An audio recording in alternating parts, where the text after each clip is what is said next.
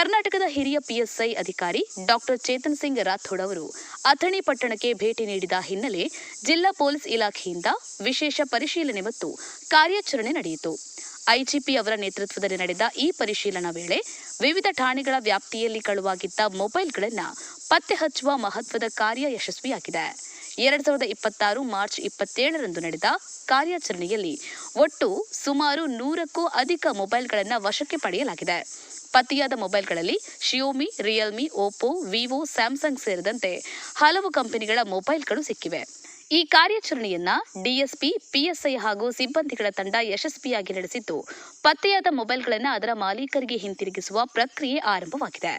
ಅಥಣಿ ಪಟ್ಟಣಕ್ಕೆ ಭೇಟಿ ನೀಡಿದ ಬಳಿಕ ಮಾತನಾಡಿದ ಐಜಿಪಿ ಅಧಿಕಾರಿ ಡಾಕ್ಟರ್ ಚೇತನ್ ಸಿಂಗ್ ರಾಥೋಡ್ ಅವರು, ಸಾರ್ವಜನಿಕರ ಸುರಕ್ಷತೆಗಾಗಿ ಪೊಲೀಸ್ ಇಲಾಖೆ ನಿರಂತರವಾಗಿ ಇಂತಹ ಕಾರ್ಯಗಳನ್ನು ಮುಂದುವರಿಸ್ತಾ ಇದೆ. ಜನರು ತಮ್ಮ ಮೊಬೈಲ್ ಅನ್ನು ಕಳೆದುಕೊಂಡ ತಕ್ಷಣ ಕೆಎಸ್ಪಿ ಆಪ್ ಮೂಲಕ ಇ ಲಾಸ್ಟ್ ವರದಿ ಸಲ್ಲಿಸುವಂತೆ ಹಾಗೂ ಸಿಇಐಆರ್ ವೆಬ್ಸೈಟ್ನಲ್ಲಿ ಮೊಬೈಲ್ಗಳನ್ನು ಬ್ಲಾಕ್ ಮಾಡುವಂತೆ ಮನವಿ ಮಾಡಿದ್ದಾರೆ. ಜನಸಾಮಾನ್ಯರ ಸಹಕಾರವೇ ಇಂತಹ ಕಾರ್ಯಾಚರಣೆಗಳ ಯಶಸ್ವಿಗೆ ಕಾರಣ ಎಂದು ಅವರು ಹೇಳಿದ್ದಾರೆ. ಭುಜ ಶಸ್ತ್ರ, ಗೌರವ ರಕ್ಷೆ, ವಂದನಾ ಶಸ್ತ್ರ, ಗೌರವ ರಕ್ಷೆ, ಭುಜ ಶಸ್ತ್ರ, ಗೌರವ ರಕ್ಷೆ, ಕೆಳ ಶಸ್ತ್ರ,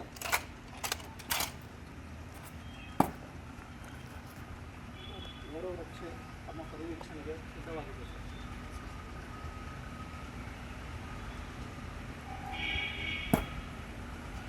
ಗೌರವ ರಕ್ಷೆ, ಭುಜ ಶಸ್ತ್ರ, ಗೌರವ ರಕ್ಷೆ, ಪಾರೆ ಹೊರತುಪಡಿಸಿ ವಿಸರ್ಜನೆ. ಸರಿ sir.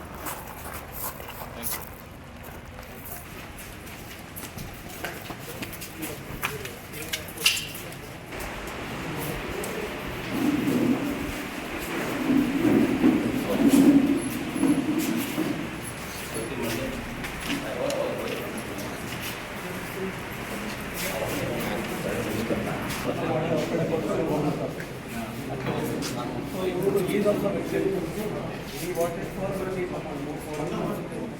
but he will not be knowing that.